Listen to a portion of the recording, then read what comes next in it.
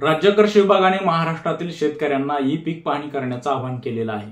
आता ई पीक पाहणी करणं का गरजेचं आहे, ती का केली पाहिजे आणि त्याचे फायदे काय आहेत, ती कशा पद्धतीने केली पाहिजे आणि त्याची अंतिम तारीख किती आहे, हे सगळं आपण या व्हिडिओच्या माध्यमातून अगदी थोडक्यात जाणून घेणार आहोत। तर शेतकरी बांधवांनो, मी हनुमान शेरे। आता काही दिवसापूर्वीच खरीप हंगामाला सुरुवात झालेली आहे। शेतामध्ये खरीपाची पेरणी झालेली आहे। वेगवेगळे पिकं आपण शेतामध्ये लावलेली आहे।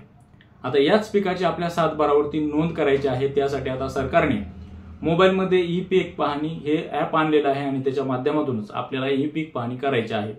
मोबाईलमध्ये ई पीक पाहणीचं ॲप डाउनलोड करायचं आणि शेतामध्ये जाऊन ई पीक पाहणी करायची। त्याची थेट नोंद आपल्या सातबारावरती होणार आहे। त्याचा फायदा काय होणार आहे आपल्याला ते थोडक्यात सांगणार आहे। तर शेतकरी बांधवांनो, आपल्याला जर पीक विमा मिळणार असेल, त्याचबरोबर दुष्काळी असेल, अवकाळी असेल, अनुदान मिळायचं असेल, पीक कर्ज असेल, अशा वेगवेगळ्या कामासाठी ई पीक पाहणी करणं फार महत्त्वाचं आहे।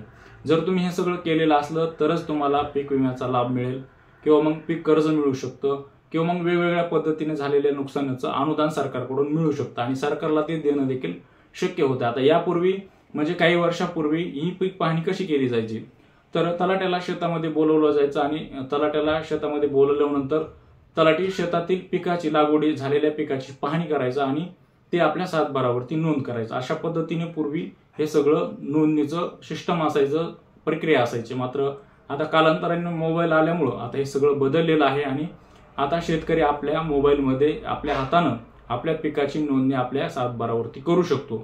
हे सगळे फायदे ई पीक पाहणीचे आहेत। तर आता ई पीक पाहणीची अंतिम तारीख कधी आहे आणि ई पीक पाहणीला कधी सुरुवात झालेली आहे, तर 1 ऑगस्ट रोजी ई पीक पाहणी करण्यास महाराष्ट्रामध्ये सुरुवात झालेली आहे।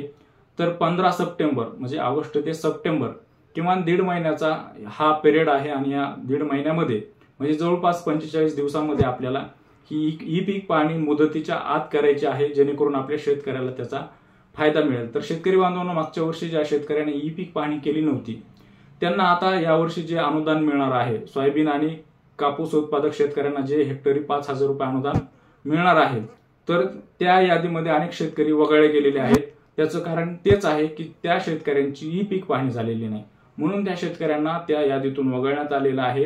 त्यांना तो लाभ मिळत नाही, त्या योजनेचा लाभ मिळत नाही। तर हे सगळे फायदे केवळ ई पीक पाहणीमुळे होऊ शकतात। त्यामुळे आजच तुमची ई पीक पाहणी करून घ्या। आता ई पीक पाहणी सविस्तर कशी केली पाहिजे ते आपण दुसऱ्या व्हिडिओमध्ये सांगणार आहोत। त्यासाठी आमच्या व्हिडिओला शेअर, लाईक, सबस्क्राईब नक्की करा, जेणेकरून तुम्हाला पुढचा व्हिडिओ नक्की बघायला मिळेल। तर शेतकरी बांधवांनो, तुम्हाला जर काही ई पीक पाहणी संदर्भातले काही प्रश्न असतील तर ते आमच्या कमेंट बॉक्समध्ये नक्की विचारा।